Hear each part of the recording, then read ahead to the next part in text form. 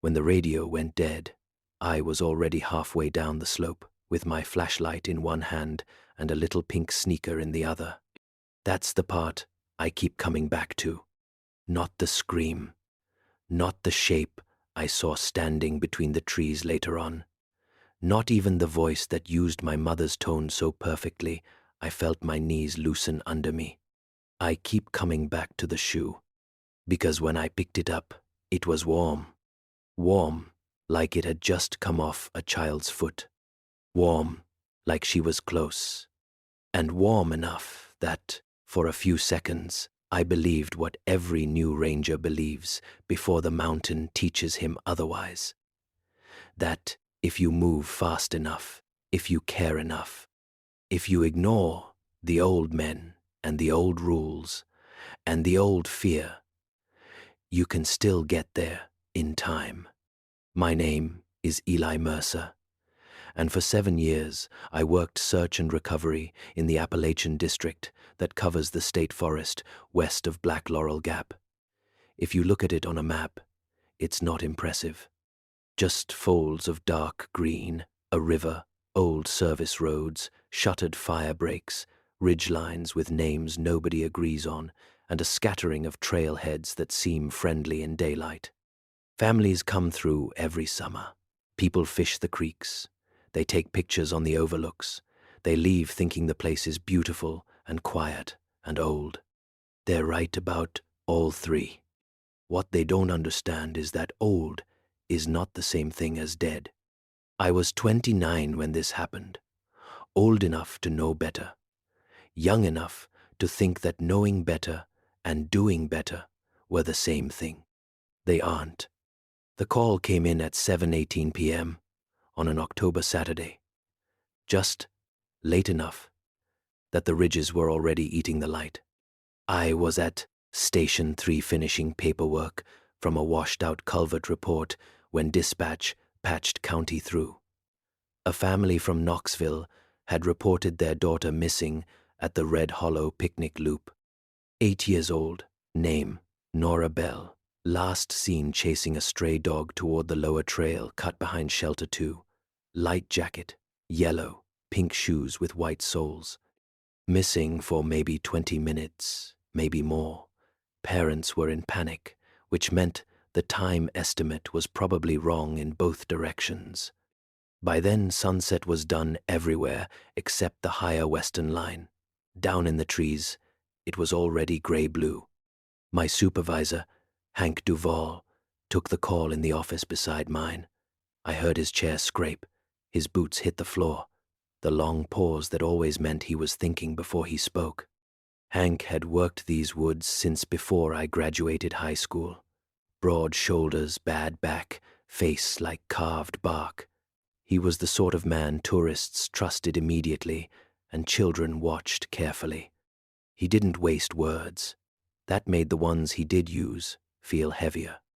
"We'll secure the trailhead," he told dispatch. "Mark access roads. Tell county to hold family at the parking lot. No civilian spread." I stood up before he hung up. "I'm taking lower cut." He looked at the window instead of me. Outside it, the trees behind the station were already black between the trunks. "No," he said. I laughed because I thought he meant not alone. "Fine. You take Creekside. I'll sweep Shelter 2 and push downhill. We've got maybe an hour before." No. That time there was no room to misunderstand him. I stared at him. "She's 8. I heard the age. "Then what are we doing?" "We're holding perimeter till first light." At first I thought he was making some liability call. Thin light, rough terrain, county not in place yet. The kind of decision administrators defend later with forms and condolences. But Hank wasn't an administrator. He was a field man. If he said first light, it wasn't because of paperwork. It was because of fear. And that made me angrier. "You cannot be serious." He turned then, and I saw that he already knew I was going to disobey him. That was the thing about Hank. He could look at you and seemed tired of the version of you that hadn't happened yet. "We do not run that hollow after dark," he said. "Why?" We don't. That's not an answer. It's the one you're getting." County arrived 10 minutes later. Deputies, one ambulance, volunteers who always appear when a child goes missing, faces full of purpose and dread. Nora's parents were at the edge of the lot under the floodlights, white with dirt on their knees from crawling around under picnic tables and brush. Her mother grabbed my sleeve before anyone could stop her. "She hates the dark," she said. "She wouldn't hide. She wouldn't play like that. She hates it. Please." There are sentences you hear once and carry forever, not because they're poetic, because they become impossible. She hates the dark. I told her we were going to find her. That was the first lie I told that night. The second was to Hank. He was assigning deputy positions around the access road and telling volunteers nobody crossed the gate until dawn. He had maps spread across a cruiser hood. He was speaking calmly, methodically, like there was still time to act later. Maybe to him there was. Maybe he'd seen enough nights go wrong to believe in the morning more than the dark. I walked back toward the equipment shed as if I were grabbing trail markers. Then I took my vest, handheld radio, primary light, backup light, sidearm I was never supposed to need in that area, thermal monocular, med pouch, and went down the maintenance path behind the restrooms where the floodlights didn't reach. Nobody called after me. That bothered me later, because either Hank didn't see me leave, which I never believed, or he saw me go and understood that stopping me in front of the family would cost him the line he was trying to hold. I hit the lower cut at 7:46. There was still enough ambient light to make the woods look flat and false. The trail dipped fast from the picnic loop, all roots and damp leaves and slick stones. Red Hollow isn't dramatic. That's what tricks people. It's not cliffs and roaring water. It's a sag in the land, a long fold where the ground keeps turning inward. Sound goes strange there. The creek braids underground for sections. The old survey markers don't line up with later trail maps. If you stand at the right bend, the ridge on your left feels closer than it should, and the one on your right feels like it's moved back. Locals used to say the hollow never decided what shape it wanted. I'd heard that kind of talk all my life and dismissed it, like most working men do politely, with the confidence of someone who thinks repeated exposure equals immunity. I started calling the girl's name every 30 seconds. That was the third lie of the night, though I didn't know it yet. By the time I found the shoe, the dark had finished settling properly. I caught the white sole in my beam beside a rotting log. One little sneaker on its side, laces muddy, no sign of blood, no drag marks, no print clean enough to read. I knelt, put my fingers inside to check for damp, and felt heat. Real heat. I remember saying her name softly then, not calling, just saying it, as if she might be a few feet away and embarrassed. "Nora?" Something moved uphill behind me. I stood too fast, nearly slipping, light up, heart hammering in that instant animal way it does before your mind catches up. But it was just leaves settling. At least, that's what I told myself. I keyed the radio. "Station 3, this is Mercer. I've got positive item, child shoe, lower cut, 200 yards below shelter line. Advancing." All I got back was a burst of static and one clipped sound like someone drawing breath. I tried again. Same static. Same half breath.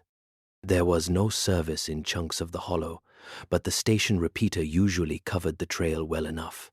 I climbed 2 yards higher and tried once more. Mercer to base. Copy. This time, The static cleared for maybe a second, and I heard Hank's voice say, very distinctly, "Do not answer her." Then it cut out again. I stood there listening to the radio hiss. Maybe I should have turned back then. I know that's the part people expect. The obvious exit. The point where pride becomes culpability. But the truth is, I didn't leave, because what he said made no sense in the moment. I hadn't heard the girl. I hadn't heard anyone. And if Hank was finally choosing to explain the rule, he was doing it in a sentence that sounded insane. So, I kept going. I found the creek by sound before I saw it. Red Hollow Creek is narrow, mostly rock and shallow slide, but in October, the leaves collect in the bends and make the water look darker than it is. I swept the banks and saw small prints for maybe 3 steps in a patch of silt before the current took them, child-sized, fresh enough to still hold edges. I followed downstream because that was where a child would drift if she kept moving blind. Downstream led toward old logging grade, and past that, the service road where we could get a vehicle in by morning. I had gone maybe another 100 yards when I heard whistling. Not a tune, just 2 notes, evenly spaced. High-low, then again, high-low. Human enough to freeze me, wrong enough not to comfort me.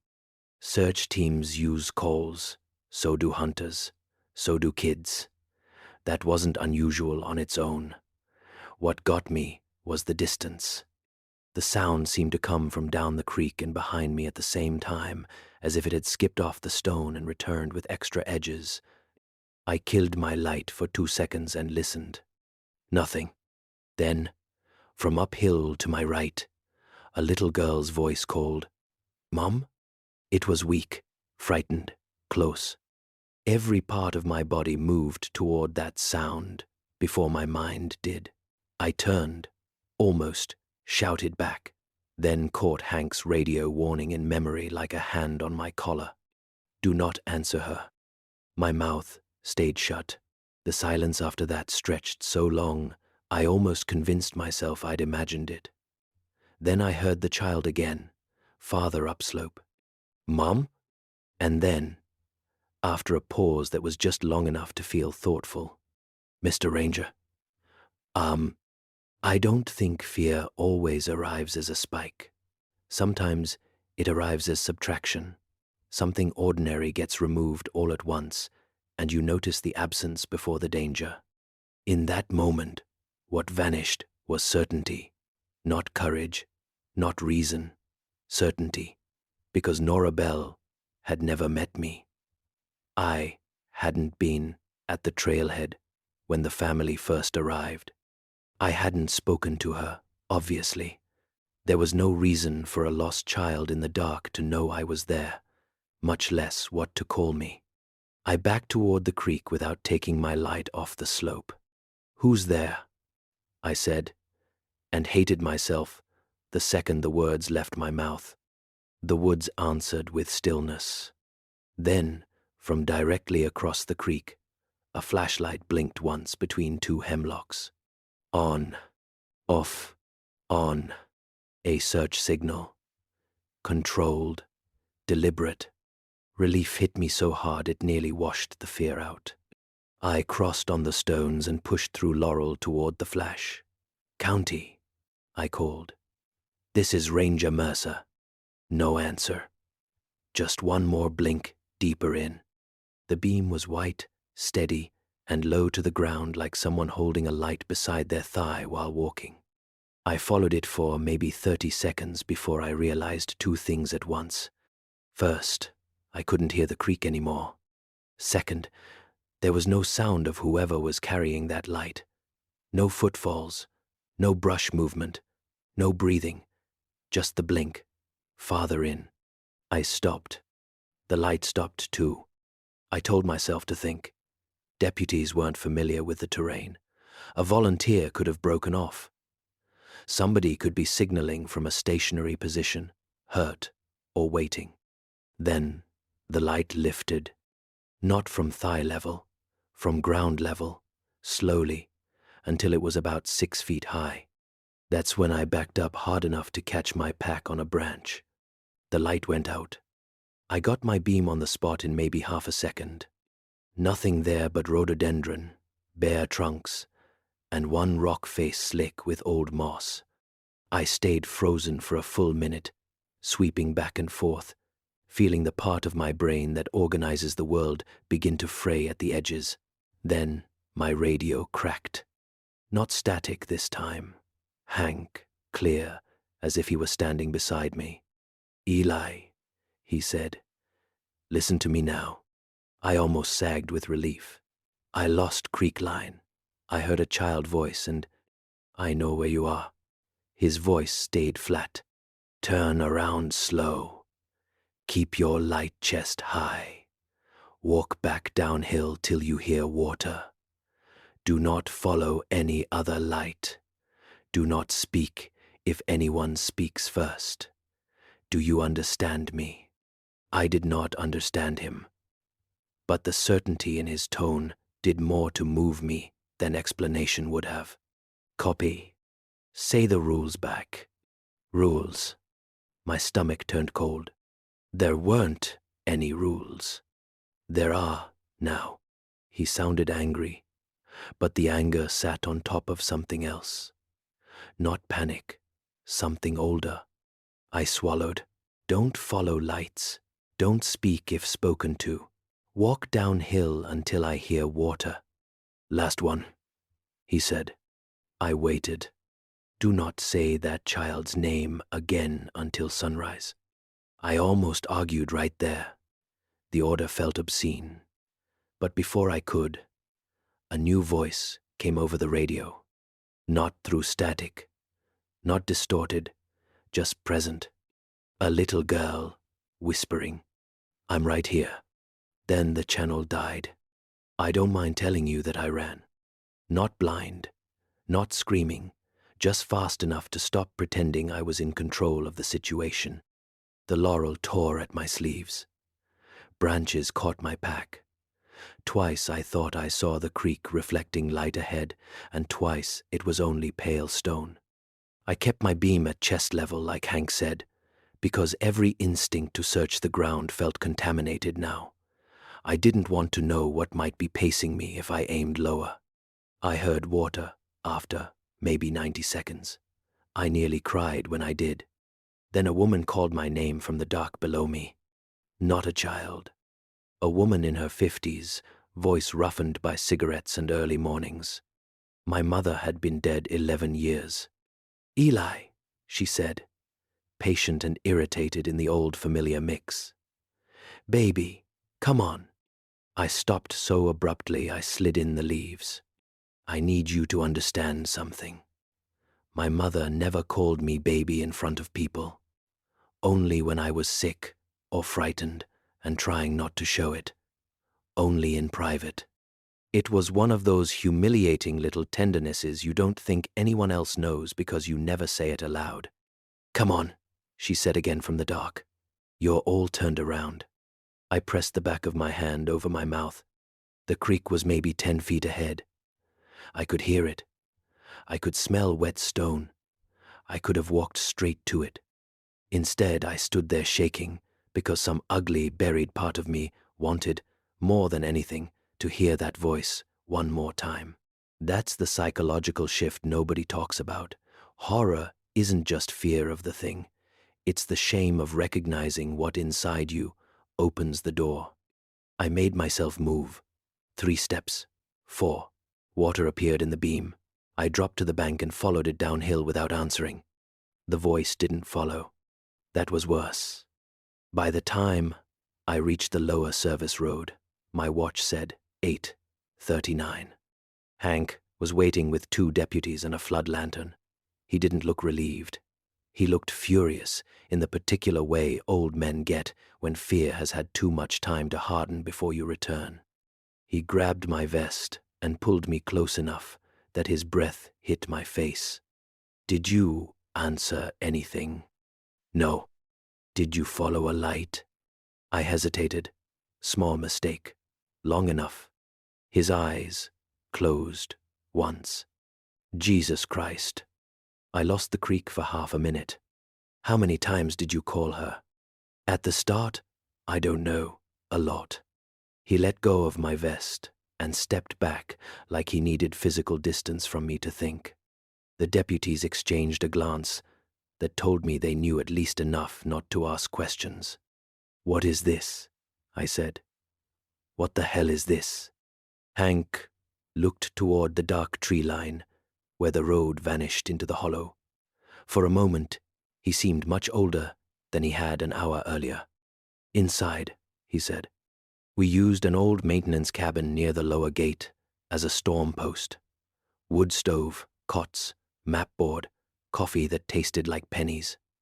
Hank sent the deputies outside and shut the door with more care than force.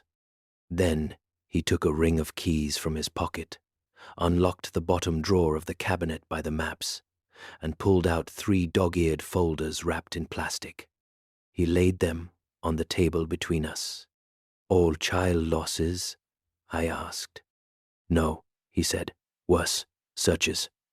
The first file was from 1987. Volunteer fireman named Curtis Weller, age 36, entered Red Hollow after sunset during a missing hiker call, heard his brother's voice from uphill, followed it, found at dawn 3 miles off-grid in a patch of laurel so dense nobody understood how he got inside. Dehydrated, scratches, could not account for 6 hours, kept insisting his brother had been alive when he reached him, despite the brother having died in a mining accident 2 years earlier. Second file, 1994. Deputy named Lenora Pike. Broke line to pursue a lantern seen along creek. Not found until morning. Claimed there had been houses in the hollow where no houses had ever stood. Resigned 6 months later after responding to 3 domestic calls at addresses that did not exist. Third file, 2008. Search, volunteer, 16-year-old boy, unauthorized entry after dark looking for his cousin. Found at sunrise sitting beside the picnic loop where the search began. Shoes gone, feet bleeding. Refused for days to tell anyone why he had come back to the lot instead of leaving. Finally wrote 1 sentence on legal paper during interview. It knows who comes looking. I read them all twice. There were more? I asked. Hank nodded. Deaths? He didn't answer directly. Enough that the district policy became what it is. No pursuit into the hollow after full dark. Perimeter only. Dawn entry with line teams. That's not policy. That's superstition with letterhead. Maybe. And we're using it while a child is missing. He held my gaze. This is the part you're too young to understand. The rule isn't because the hollow kills everyone who goes in. It's because it changes the search. I waited. He went to the window. The lower road lantern outside made his reflection hover on the glass like another man standing in the trees. Most lost people in that area are found by daylight, he said. Cold, hurt, scared, but alive. Not all, most. When people break after dark protocol, the number of missing tends to increase, sometimes by 1, sometimes more. I felt a pressure behind my eyes that had nothing to do with fatigue. What does that mean? It means the woods start using the people who came to help. That is not an explanation. No, he turned back. It's the best language I've got. I sat there, listening to the stove tick. He came back to the table and tapped 1 finger on the files. There are rules, he said. Not because we understand what the hollow is, because men before us lived long enough to notice what made nights worse. I said nothing. You already know 3. Don't answer voices. Don't follow lights. Don't speak the missing person's name more than once after sundown. Why once? Because sometimes you have to establish search intent. More than once seems to give it shape. I don't know if it's hearing or memory or imitation. I just know repetition matters.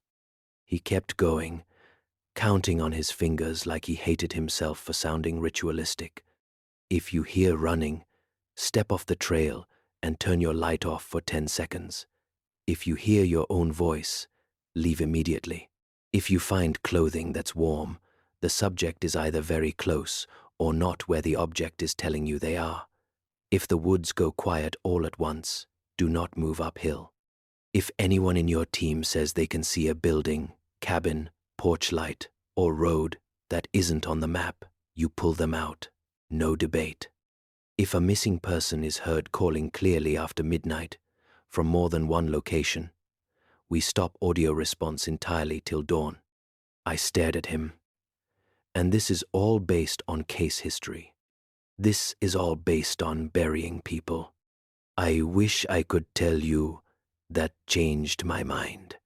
That the files and Hank's voice and the look on his face finally pushed me fully into caution. But Nora Bell was still out there.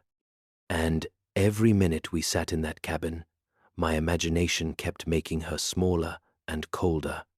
What if she's alive right now? I said. What if she's hurt and we're waiting because a bunch of dead men had bad nights in the woods? Hank's jaw moved once.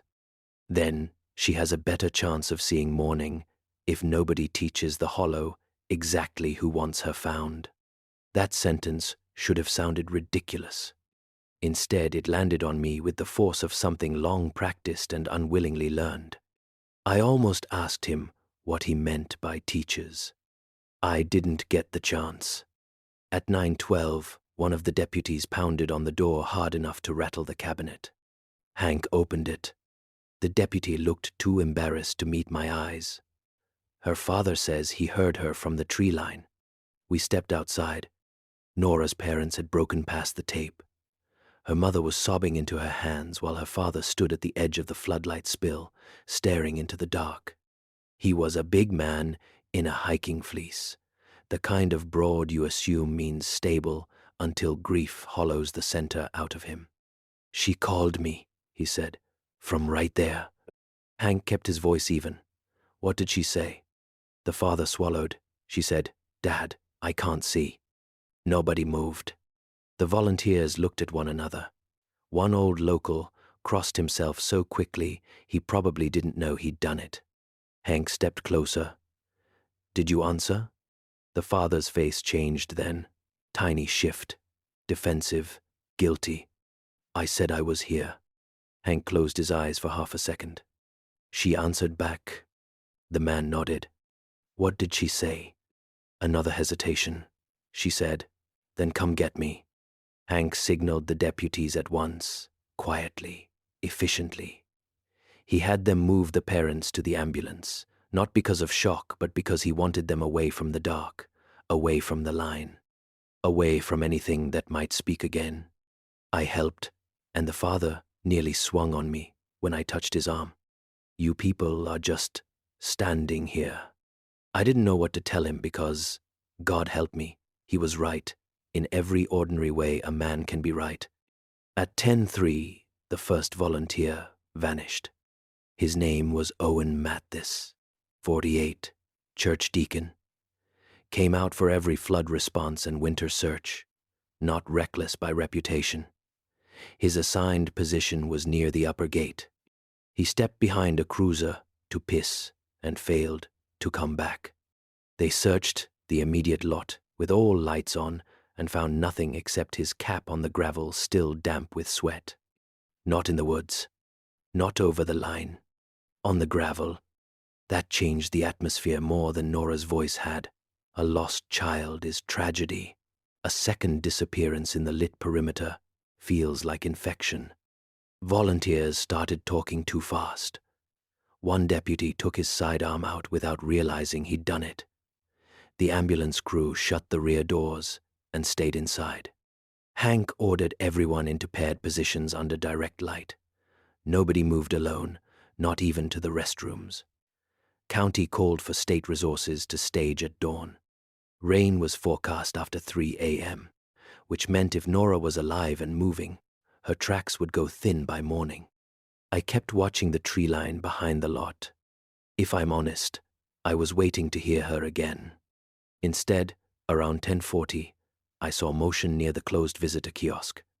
A little girl in a yellow jacket stepped briefly into the edge of floodlight, then back out. No one else seemed to notice. She was maybe 60 yards away, small, hair to the shoulders, one shoe on and one socked foot dark with dirt. My body locked from the ribs down. "Nora," I whispered before I could stop myself. Not loud, barely breath. She turned her head toward me. And even at that distance, in that bad light, I knew it wasn't a child standing there. The proportions were close. That was the worst part. So close my brain wanted to finish the work. But the shoulders were wrong too, still, too deliberate, and the head turned without the loose, uncertain quality children have. It rotated like attention, selecting me rather than a person noticing sound. I think I made a sound then. Hank looked at me, just as the figure stepped backward into the dark and was gone. "What did you see?" I told him. He went pale in a way I hadn't yet seen that night. "You said her name?" "No, not really. Barely." "You said it," I whispered. He grabbed my arm and pulled me away from the others. "Listen to me very carefully. From now until dawn, if you hear that child or think you see that child, you do not look longer than you have to. You do not inspect. You do not verify. You understand? Why? Because once it starts matching the missing, it gets better every time you give it attention." That hit the same nerve as his earlier word, teaches. I looked back at the woods. "It learns the person. It." He said nothing, which was answer enough. The next 3 hours stretched longer than the previous 3. No one else disappeared, but the night kept finding ways to unmake us. People heard relatives. One deputy heard his partner from a deployment in Afghanistan calling for help from downhill. The ambulance driver heard her husband laughing near the restrooms, though he was in Johnson City at a wedding. At 11:27, one volunteer swore there was a porch light moving through the trees parallel to the lot. Nobody let him go after it. Midnight came and took the edge off the ordinary world completely. That's the best way I can put it. Before midnight, the station lights and cruisers still felt like anchors. After midnight, they felt like props being tolerated by something larger. At 12:14, the radio channels began repeating us. Not immediately, not live, delayed.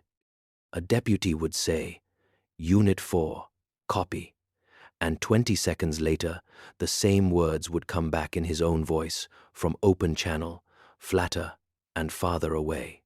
Dispatch heard it too, and switched frequencies twice. Didn't matter. At 12:31, the little girl's voice came over all channels at once.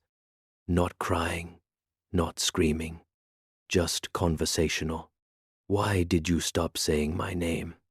The ambulance medic started praying under her breath. Hank reached over, shut off my radio, and handed me a paper map and grease pencil. "If we lose comms entirely, no one leaves light perimeter till dawn," he said. "If the family breaks, sedate if EMS clears it. You say that like this has happened before. Not like this." That scared me more than anything else he'd said. Because Hank was a man built out of precedents. If he said not like this, the category itself had widened. Around 1 in the morning, rain started as a fine mist. The kind that makes floodlights halo and tree branches shine. Visibility at the lot edge worsened. Every dark gap looked deeper.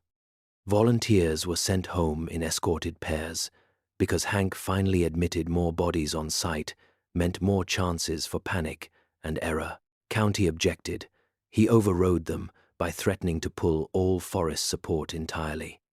By 1:30, it was just us, 2 deputies, the ambulance crew, the Bell family under sedation and blankets, and 1 state trooper who had arrived too late to understand the atmosphere and too smart to dismiss it aloud.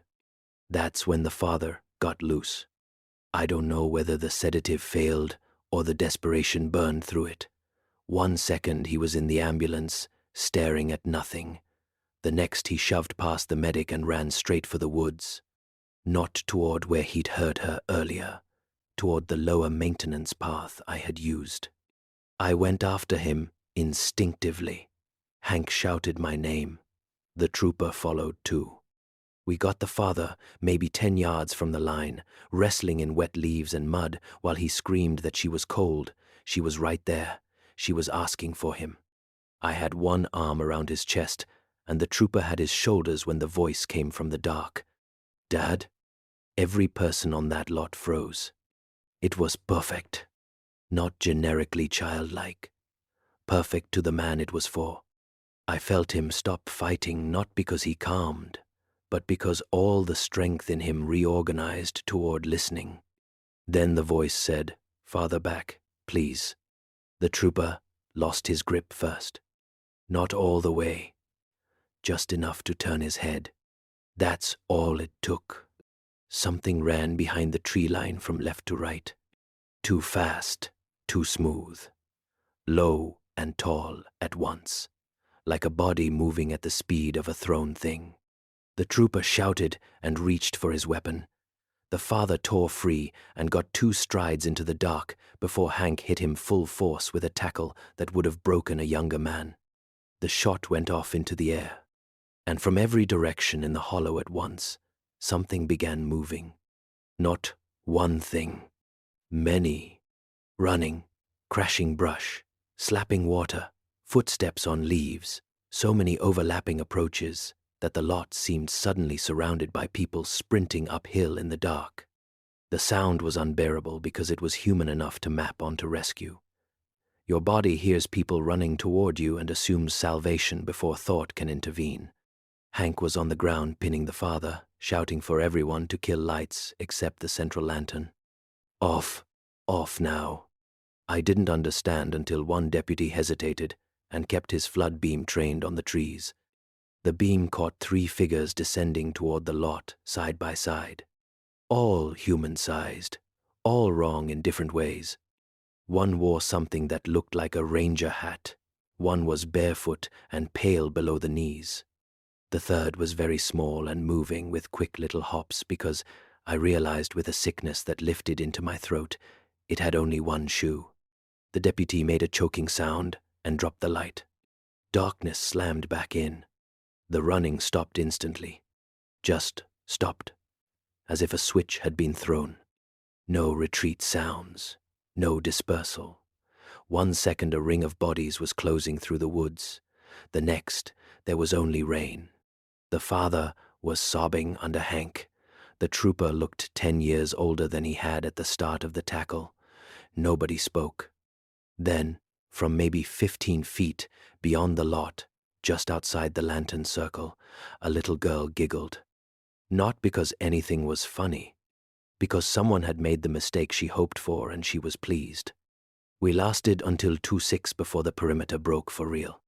It wasn't heroism or panic. It was exhaustion plus ambiguity, which is deadlier than either. The deputy who had seen the 3 figures went to the cruiser to sit down and got halfway there before he stopped, turned, and began walking toward the old trail board on the far side of the lot, calmly, hands at his sides. I called to him. He didn't answer. Hank moved, but too late. The man stepped past the trail board into a strip of darkness, no wider than a doorway between 2 map kiosks, and simply failed to come out the other side. He didn't vanish theatrically. There was no folding air, no sound effect, no sinkhole. He was there, 1 step, and then not there, as though the space beyond the kiosks had been edited. The state trooper ran to the spot with his flashlight up. There was nothing but wet gravel and the back of the kiosk. The absence hit all of us at once. We'd been treating the night like influence, mimicry, psychological manipulation layered over wilderness danger. That was the moment it became physical. Hank swore under his breath, not loud, not dramatically, like a man whose last private hope had just been removed. He pulled me aside again. Rain beaded on his hat brim and ran down his neck. He didn't bother wiping it. "It's moved uphill," he said. "What has?" "The seam." I stared at him. He looked toward the gap between the kiosks, like he hated the word for existing. "Most nights, if there is one, it sits lower in the hollow near creek and rock shelf. That's why we hold the lot and wait it out. Tonight it's reaching." "Seam to what?" No answer. "Tell me." He finally did. Maybe because we were out of time for caution. Maybe because he needed another witness in case he didn't make the morning. When people talk about hearing voices, seeing lights, roads that aren't there, some of that may just be what fear does in bad ground. Some of it isn't. There are places in that hollow where distance stops behaving right. Not everywhere, not constantly, but enough. Men step off trail and find themselves where there should be no room to go, or hear things from too close, or come out having walked hours in minutes. The seam's what old crews called the edge of that wrongness, when it gets concentrated enough to notice. "And it imitates people?" He shook his head once. "Maybe the seam doesn't do anything. Maybe what moves around it does." That was the closest he ever came to a theory. At 2:20, the power to the lower lot tripped. Backup lanterns kept enough light to function, but the floodlights died together and the woods surged inward. The ambulance engine wouldn't turn over. One cruiser dashboard lit up with radio chatter from channels we weren't using, all of it too distorted to follow except for one phrase that kept repeating. "Come find me." The Bell mother woke screaming because she said Nora was standing outside the ambulance window. There was nothing there when I checked, but there was a handprint on the fogged glass, child-sized, on the outside. By then, rational protocol was a dead language among us. We were still speaking it because we had no replacement, but nobody believed the night would respect it. Hank made the call to move everyone into the maintenance cabin till dawn. Short distance, defensible walls, stove, fewer approach angles. It was the first retreat order I'd ever heard from him. We ran the group in a tight cluster from ambulance to cabin. 15 yards. That was all. But crossing open dark with a line of wet trees on either side felt like traversing a field under rifles. Nothing touched us. That was almost worse. Inside the cabin, Hank shoved a table under the knob, though the door opened outward and the gesture couldn't have helped much. The Bell parents sat on cots, holding each other like shipwrecked people. The medics wrapped the mother in more blankets she didn't seem to feel. The trooper stayed by the back window with his pistol low and useless. Rain tapped the roof, stove cracked. The entire little room smelled like wet wool, mud, coffee, and the clean medicinal bite of the ambulance packs. Hank took out one more file from his vest pocket. Folded paper, not official, handwritten. 15 years ago, he said, not looking at anyone in particular. A ranger named Neil Vance broke protocol for a boy about this age. Took 2 volunteers into the hollow at 1:30 in the morning after hearing the child from Lower Creek. 1 volunteer came back at dawn. Vance didn't. The child was found asleep under a rock overhang 70 yards from where he was last seen. The Bell father looked up with bloodshot eyes. "So you're saying she could still be alive?"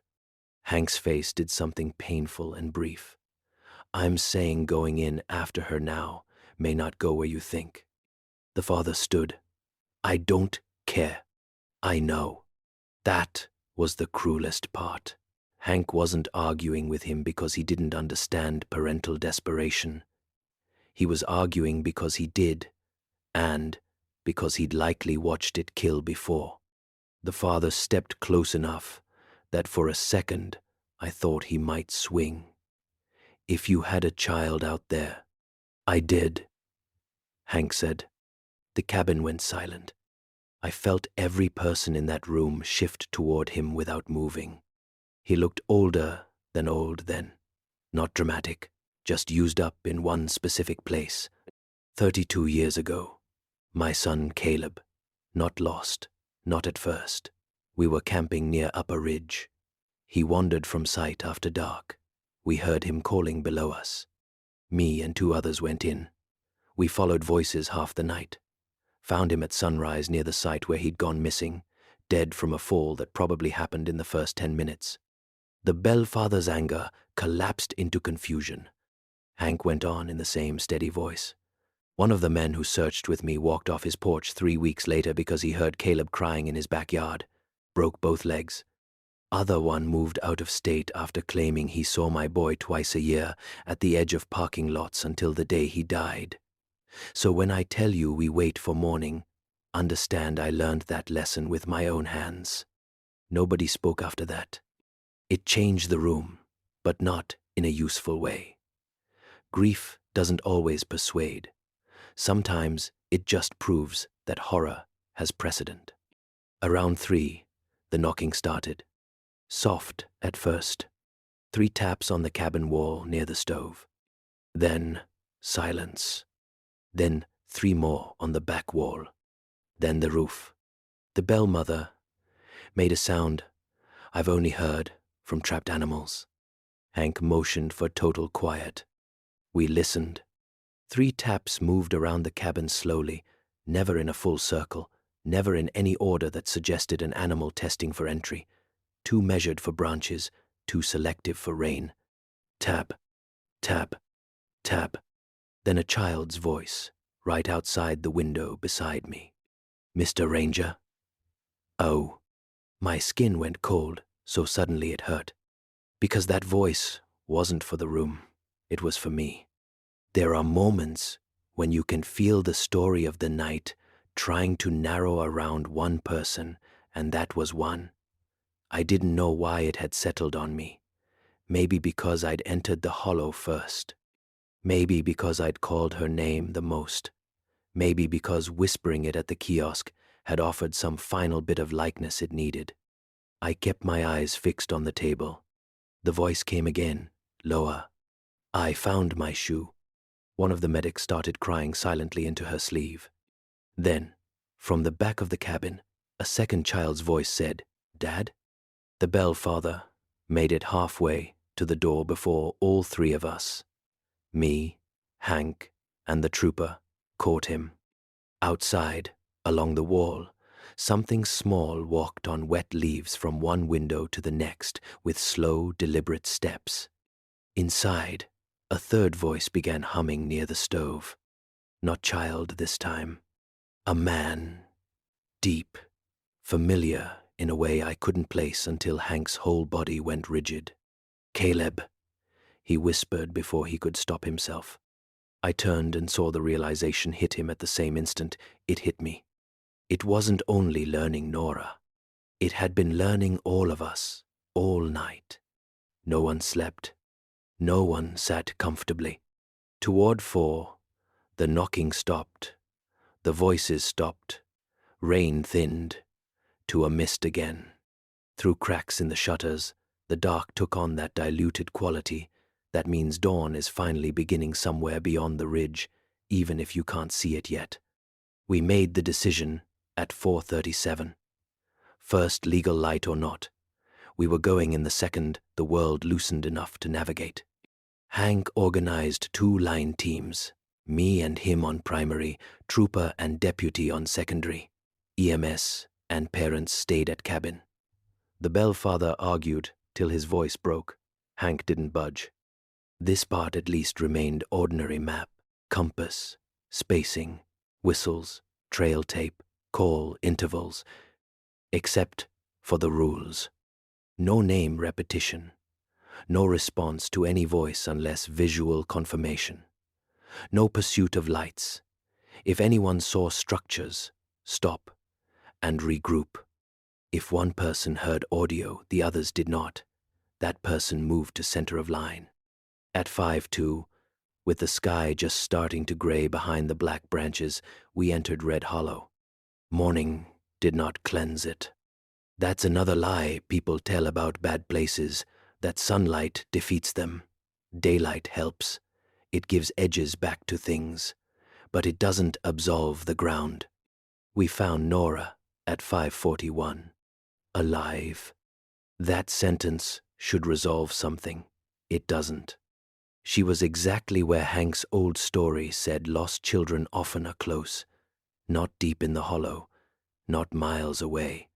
She was wedged under a sandstone shelf less than 200 yards from the lower cut where I found the shoe. Hypothermic, muddy, exhausted, one bare foot tucked under her, too weak to cry anymore. When my light hit her face in the gray dawn, she flinched and put an arm up.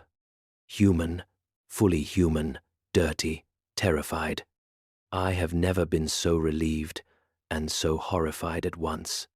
Because if she was there the whole time, if she had spent the night less than a quarter mile from the lot while we heard her everywhere but there, then whatever had spoken in the dark had not merely imitated her.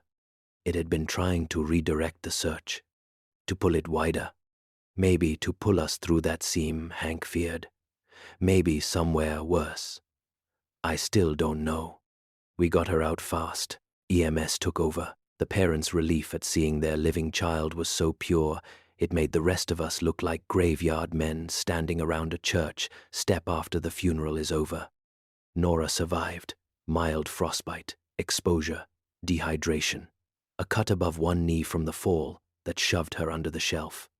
She told people she heard us looking all night and kept trying to answer, but every time she yelled, it sounded to her like my voice was going a different way.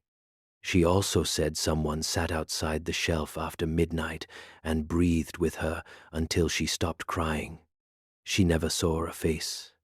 We found the deputy's body 3 days later. Not in the hollow. That would have made too much sense. He was discovered on a closed service road 7 miles south, sitting upright against a gate with his hands folded in his lap and his flashlight laid neatly beside him. No major trauma. Exposure, technically. But the county ME couldn't explain how he'd gotten there without leaving tracks in the mud between the lot and road, or why the soles of his boots were clean. Owen, the first volunteer who vanished from the gravel, was never found.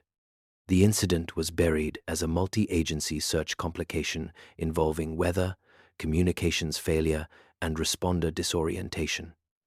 The sort of report that feels insulting even when true in pieces. State pulled back. County stopped asking public questions. The Bell family left Tennessee within the year, according to one of the medics who kept in touch.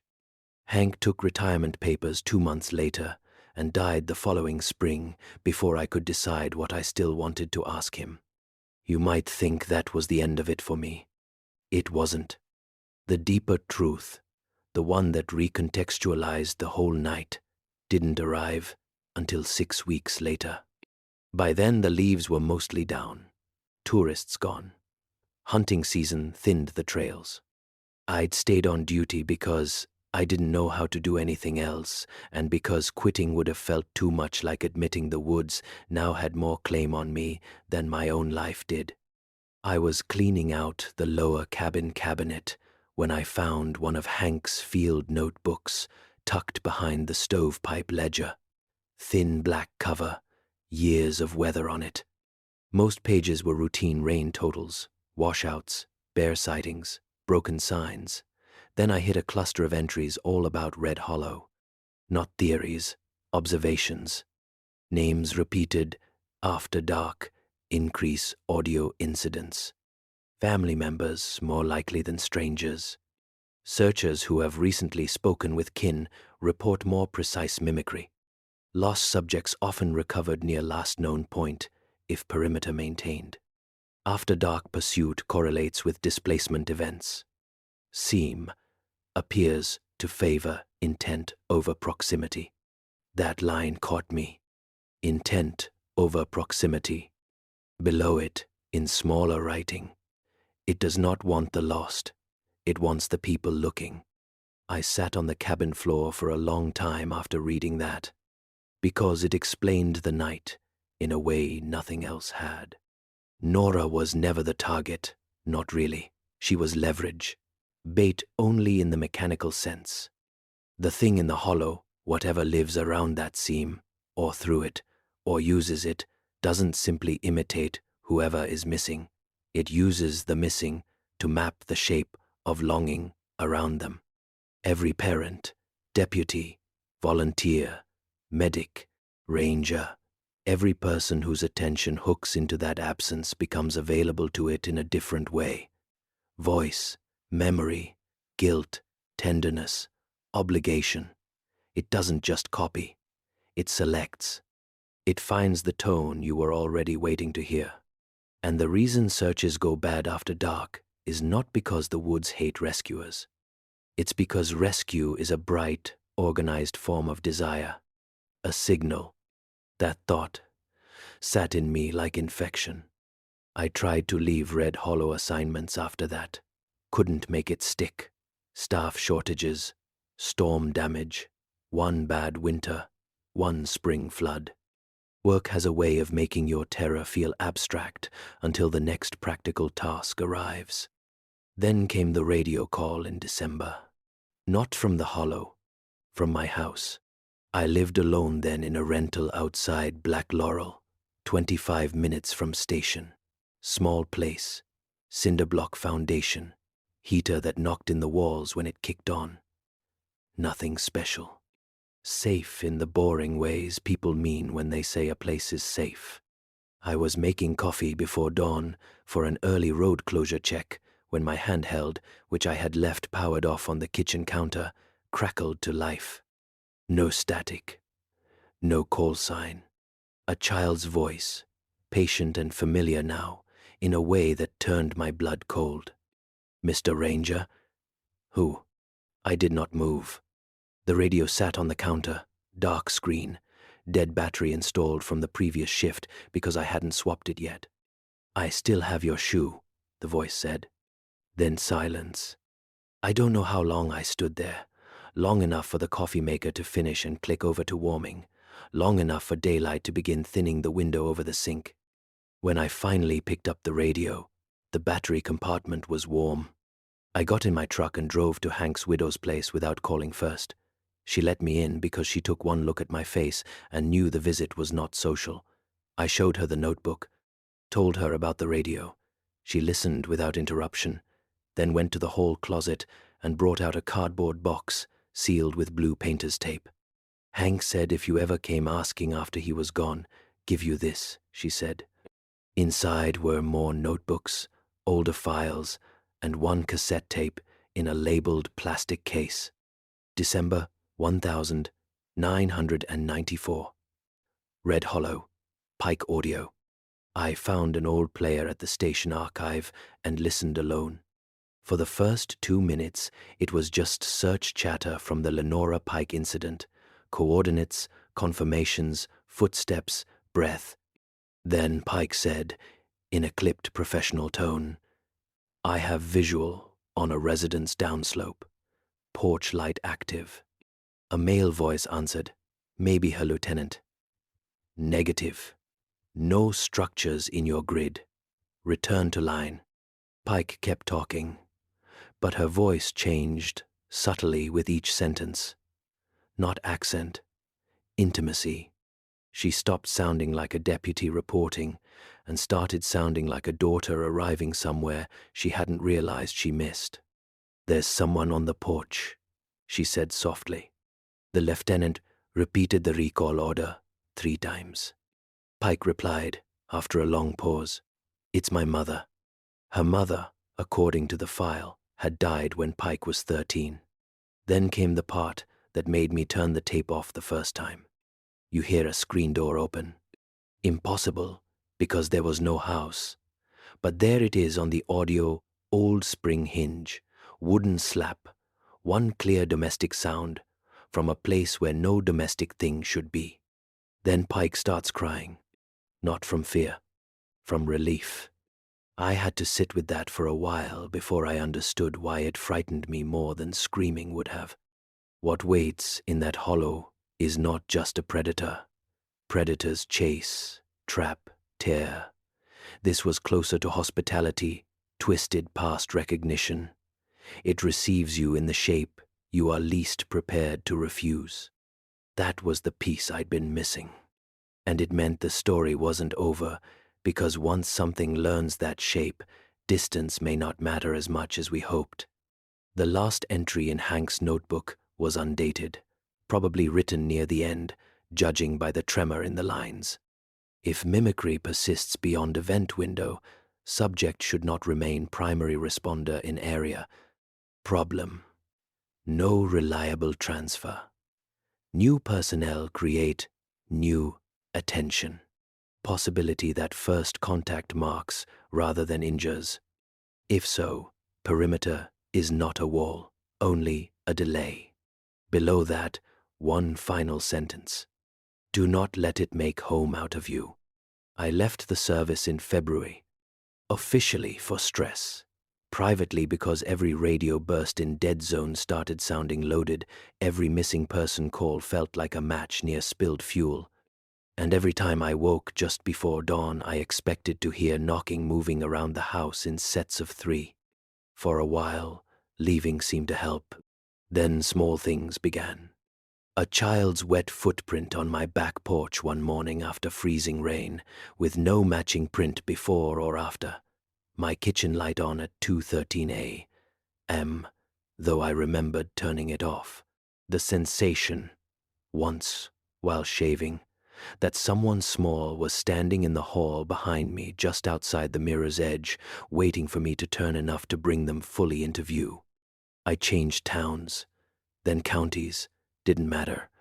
The most recent thing happened 4 nights ago. I live in a second-floor apartment now, over a hardware store in Morristown. Different state line, different ridges, more traffic, less sky. I was half asleep in my recliner with the television on mute when I heard children running in the alley below. Not strange at first. People are careless about bedtimes. Then I heard a little girl say, very clearly, "This isn't where he left me." I went still. There was another child with her, maybe a boy. I could hear his shoes slapping concrete. Then she said, closer now, almost directly under my window, "He came looking." I forced myself not to stand, not to look. Hank's rules, absurd and ancient as they once sounded, have become the frame around my life. Don't answer. Don't verify. Don't teach it by giving it more of yourself than it already took. The alley went quiet. A minute later, 3 soft taps came at my apartment door. Not the building's outer door downstairs. Mine. Second floor, interior hall. Tap, tap, tap. I sat there with my hands locked on the arms of the chair until my shoulders burned. Then a child's voice, low and polite, spoke through the wood. "Mr. Ranger?" I didn't answer. After a while, another voice joined it. Older, male, tired. It took me a second to know it. Owen Mathis, the volunteer who vanished off the gravel, had once prayed aloud beside a flooded creek crossing while we waited for a rope team. I remembered his voice from that night because I'd found it comforting then. Now it said, from outside my apartment, "We found the road." I still didn't move. Then a third voice came, so faint I almost missed it. Hank, not exactly as I remembered him. Softer, distant, as if speaking through a wall from another room. "Eli," he said, "don't let them in." I stayed in the chair until morning. When I finally opened the door, the hall was empty. But there was mud on the threshold, not tracked across it, piled against it from the outside, like small hands had been pressing wet earth into the gap beneath while I listened. I swept it up with a dustpan and dumped it in the trash chute without touching it. That should have been the end of what I'm willing to tell. But there's one more thing, and it's the reason I'm putting this down now, even though every instinct I have says writing about the hollow may be its own kind of invitation. Last night, Just before bed, my phone buzzed with a number I didn't recognize. No caller ID, no location, just a voicemail, 14 seconds long. I should have deleted it unheard. I listened. At first there was only what sounded like someone breathing while walking uphill. Then a little girl said, cheerful and close, "It's getting easier to find you." After that, a man I did not know asked, in a shaky whisper, "Is this still the search?" And in the background, far off but moving nearer, I heard dozens of people running through leaves in the dark. I haven't slept since. I've unplugged the radio, turned my phone off, taped cardboard over the peephole, and wedged a chair under the knob like that maintenance cabin door years ago. None of it feels useful. Useful belongs to normal danger. Useful belongs to locks and weather and roads and men with maps. What followed us out of Red Hollow doesn't care about any of that. Maybe it never leaves the places where people go missing. Maybe all this is still somehow me, a man who should have listened the first time, making shape out of fear because fear is easier to live with than the alternative. I would prefer that. God, I would prefer that. But every now and then, right around the hour when the night stops being evening and becomes something else entirely, I hear a child limping slowly down the hall outside my apartment. One shoe, one socked foot, a careful little step, then drag. Step, then drag. And always, always, it pauses outside my door as if listening for movement inside. I don't think it wants to hurt me quickly. I think it wants what it wanted, that first night in the hollow. Not the lost, the one who came looking.